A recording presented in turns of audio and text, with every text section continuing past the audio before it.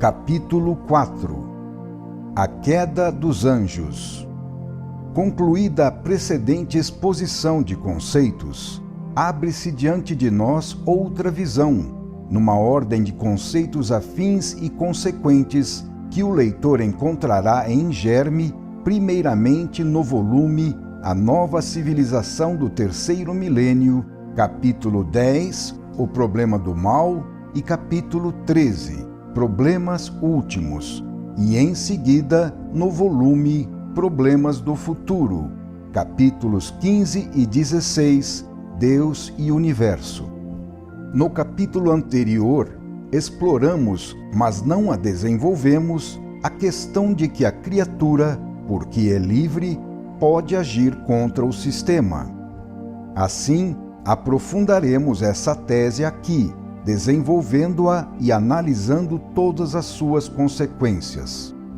Como ocorreu essa monstruosa revolta de algumas células do grande organismo universal, as quais, ao invés de funcionar harmoniosamente nele, puseram-se contra ele, rebelando-se.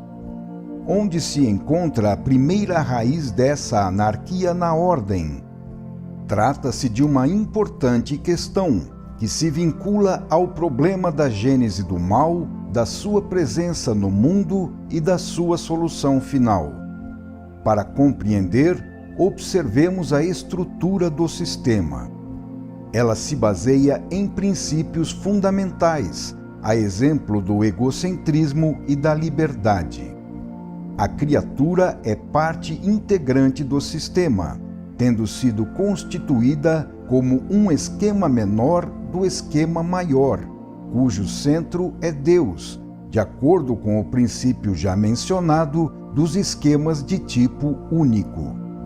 Porém, essa dádiva de Deus para a criatura, de ter sido feita à sua imagem e semelhança, constituía um poder muito perigoso se não fosse bem usado, pois continha em germe a possibilidade de um transviamento, a qual, exatamente pelos princípios do sistema, devia ser enfrentada pelo ser com suas próprias forças. E as consequências, quaisquer que fossem, deviam ser suas, pois isso significa responsabilidade num sistema de ordem e justiça, como consequência do princípio de liberdade. A objeção de que um sistema perfeito não deve conter a possibilidade de erro, responde-se que essa possibilidade, que não significa absolutamente inevitabilidade, está implícita nos princípios já citados como sua necessária consequência, sendo que suprimi-la implica necessariamente na supressão dos princípios que lhe dão causa e dos quais não se discute o valor. É natural que onde exista um eu livre, seja também possível o mau uso da liberdade, cujo valor tal condição absolutamente não diminui. De outra forma, nos encontraríamos em um sistema não de liberdade, mas sim de determinismo, no qual as criaturas não passariam de autômatos. Ora, Deus não criou seres desse tipo, mas sim criaturas dotadas com as qualidades dele. Dada a estrutura do sistema, gera-se um férreo encadeamento lógico que dos princípios conduz a essas consequências. A criatura, portanto, deveria necessariamente encontrar-se perante a encruzilhada da escolha. O ser, portanto, dada a sua própria estrutura e a estrutura do sistema em que existia, deveria encontrar-se diante da possibilidade do erro. Em outros termos, o ser passava por uma prova, por um exame, de cujo resultado dependeria a sua futura posição, livremente escolhida por ele.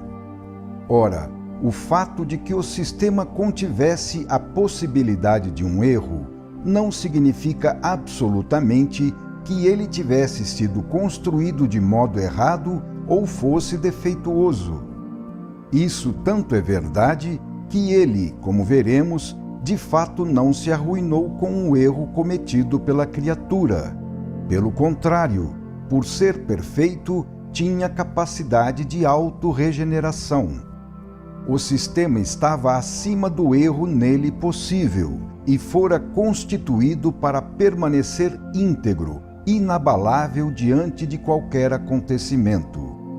Por isso podia permitir em seu seio uma possibilidade de violação e desordem, sobretudo porque essa possibilidade tinha a função de aprovar o ser, dando-lhe, segundo o princípio de justiça, caso superasse a prova, o pleno direito de sua posição de filho de Deus, adquirido somente depois de havê-lo merecido.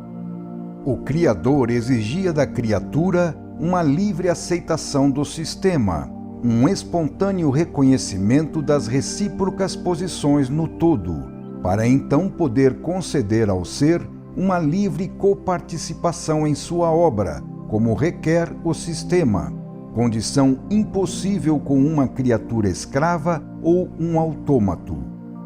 A prova da livre escolha, portanto, não foi um capricho, um acaso ou um erro do construtor, mas fez parte integrante da lógica do sistema como necessária consequência dos princípios que o constituem.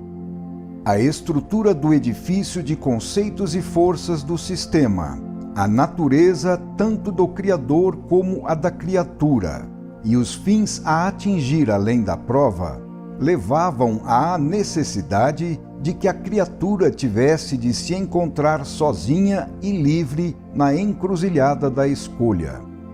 A possibilidade de erro estava implícita no sistema, não como uma imperfeição, prelúdio de fracasso, mas sim como um elemento definido e desejado para determinados fins, não como sua fraqueza, mas sim como sua força.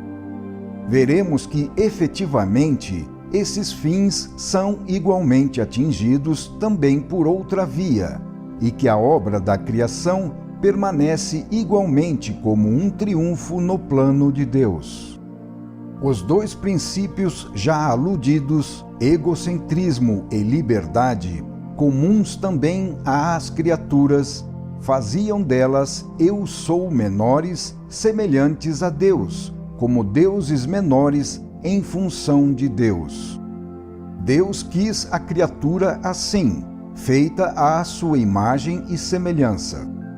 Além de tudo, o ser, tendo sua origem em Deus, não poderia ser de natureza diversa da dele. Num sistema com esquema de tipo único, a criatura não podia deixar de ser um eu sou, um centro autônomo e livre, tal como o Criador. Estando assim, não só a estrutura do sistema, mas também a natureza da criatura, baseadas no princípio da liberdade, tudo que se relacionasse à criatura não podia ter curso sem o consenso dela. Mas existe no sistema um terceiro princípio, que é o amor, fundamento do universo espiritual, em razão do qual Deus é egocêntrico tão somente para irradiar em amor. Desse modo, o sistema de Deus não pode se basear na coação, como também, em virtude do princípio de liberdade, não pode se basear no determinismo, mas apenas na adesão espontânea. Deus, por ser amor, não pode querer a criatura forçadamente prisioneira do seu amor, mas apenas limitar-se a exercer uma atração sobre ela. Eis uma nova característica do sistema, que não pode admitir da parte da criatura senão uma correspondência de caráter espontâneo, sem a qual não há amor. Não é possível gravitar-se forçadamente em direção a Deus por amor. Assim, todo o sistema, também pelo princípio de amor, impunha a livre escolha como passagem obrigatória para a valorização do ser, que devia, antes de ser aceito, conquistar plenamente esse direito, demonstrando haver livremente compreendido, aceitado e querido corresponder ao amor de Deus. Mesmo sob esse aspecto, a prova corresponde a uma lógica perfeita, pois o amor, para ser amor, não pode deixar de ser espontâneo e recíproco. O fato de estar fundamentado no amor implica que o sistema deve se basear também na liberdade. Liberdade e amor são conexos. O amor pressupõe liberdade. Um sistema que não se fundamentasse na liberdade também não se fundamentaria no amor. Os princípios que regem o universo são estreitamente conexos. Todos eles podem se reduzir a um só, o amor, do qual todos os demais derivam. Foi por amor que Deus quis a criatura egocêntrica, feita à sua imagem e semelhança, dotada das suas próprias qualidades. Foi por amor que Deus quis a criatura livre, a fim de que ela livremente compreendesse e retribuísse esse amor. Entendidas a necessidade, a lógica e a utilidade da prova, observemos como se comporta o ser neste momento supremo. Eis a criatura, substancialmente espírito, centelha de Deus, apenas destacada do seio do Pai que a gerou.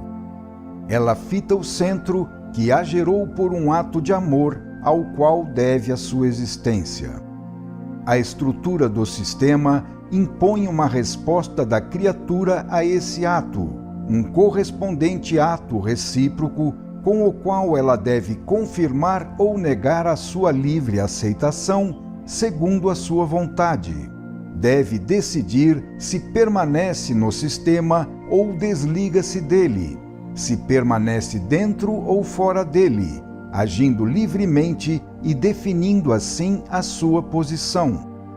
O respeito do Criador pela liberdade que ele deu à criatura ao fazê-la à sua imagem e semelhança é tanto que submete a sua obra de Criador à própria criatura, como ocorre no consentimento necessário de duas partes num contrato bilateral.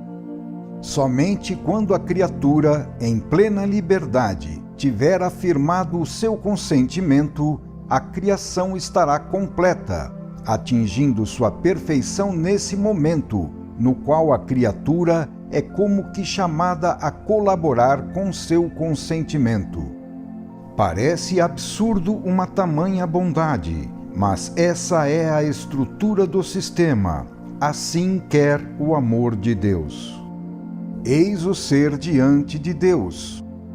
Ele acabou de ser criado e ainda não falou. Deve dizer agora a sua primeira palavra, a palavra decisiva, que Deus lhe pede em resposta ao seu ato criador. Primeiramente, Deus lhe fala, abre aspas, ó criatura, olha o que há diante de ti.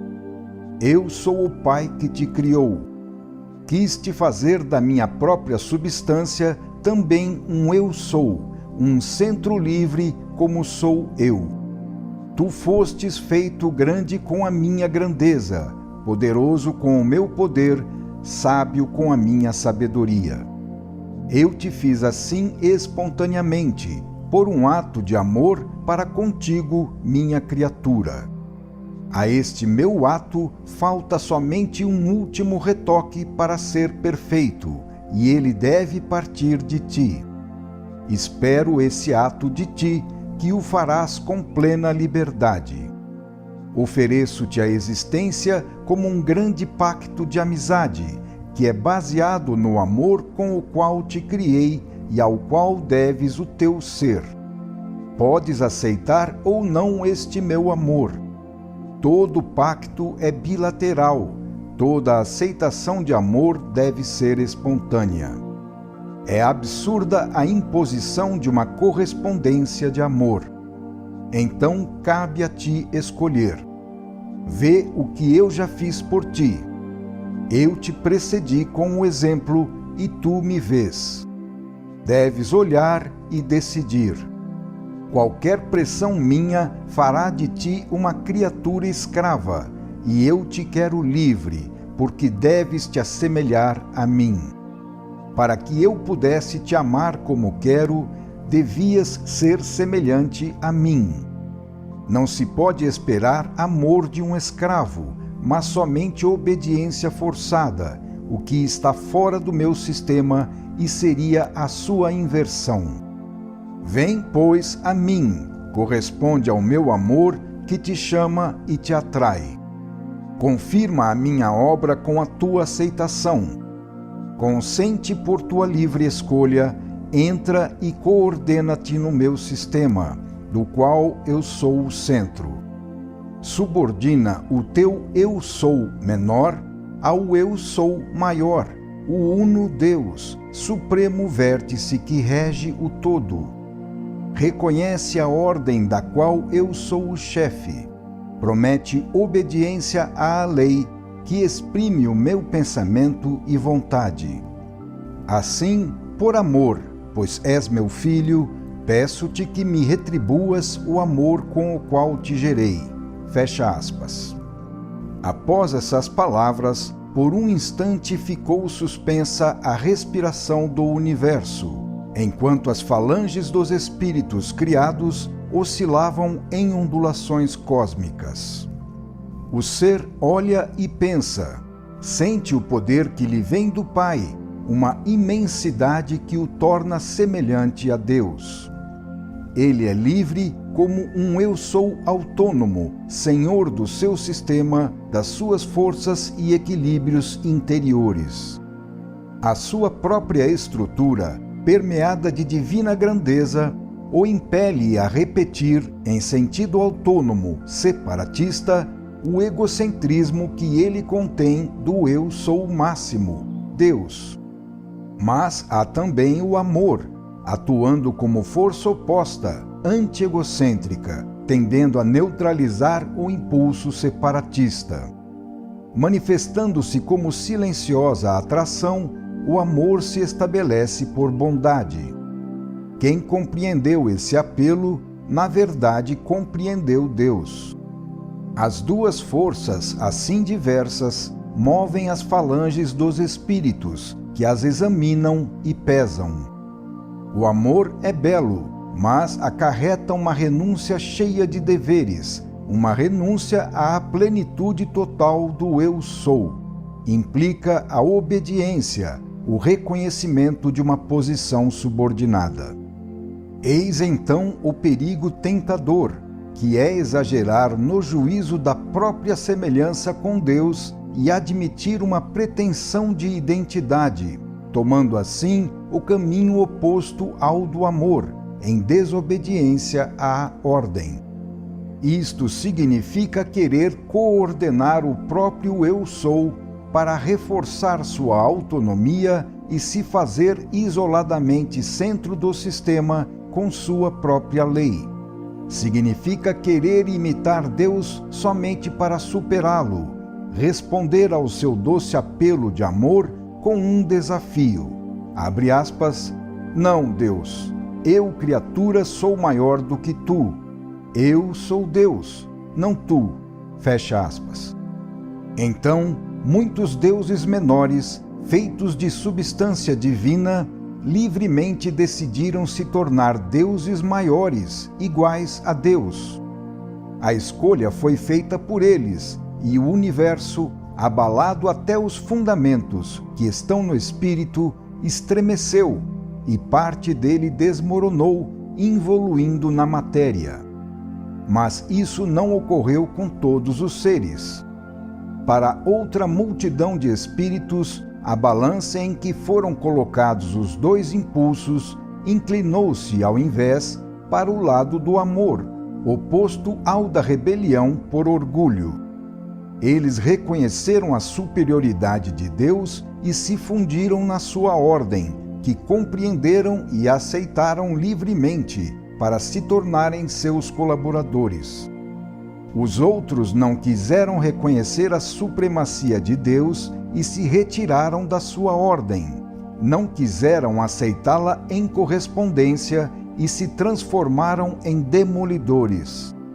Seu chefe foi Lúcifer. Precipitaram-se assim para fora do sistema, em posição invertida, que será a característica deles em toda a existência. É certo que a queda foi devida à falta de conhecimento das consequências da revolta, mas também é certo que a criatura não poderia ter a onisciência de Deus. Pode-se objetar, no entanto, que se ela ignorava, então como pode lhe ser imputada a culpa de haver caído? Deus deveria tê-la dotado do conhecimento suficiente para que ela compreendesse antecipadamente as consequências da desobediência e assim não incidisse nela. Como contraposição a essa objeção, deve-se considerar que nesse caso a criatura teria seguido Deus unicamente no seu egoístico interesse, a fim de se furtar a um dano, e não por amor. Ora, um ato de aceitação tão fundamental no sistema não poderia se basear num interesse nascido do egoísmo, numa atitude antípoda ao princípio do amor, pelo qual é regido todo o sistema. A aceitação deveria resultar de uma espontânea adesão por amor, pela compreensão da bondade do Criador. A condição do amor como princípio fundamental no sistema é provada pelo fato de que o próprio Deus, no seu aspecto imanente, seguiu o sistema desmoronado para reconstruí-lo, jamais abandonando a criatura, por mais injusta e rebelde que seja. E Deus não lhe pedia senão uma prova de amor, que os espíritos obedientes deram, mesmo sendo em conhecimento iguais aos espíritos caídos. Surgiram então, no ser decaído, duas vias opostas que o distinguem. De um lado, o orgulho, o mal, a dor, as trevas, o caos e, consequentemente, a criação e a vida na matéria. De outro lado, a obediência, o bem, a luz, a ordem e a vida perfeita do puro Espírito.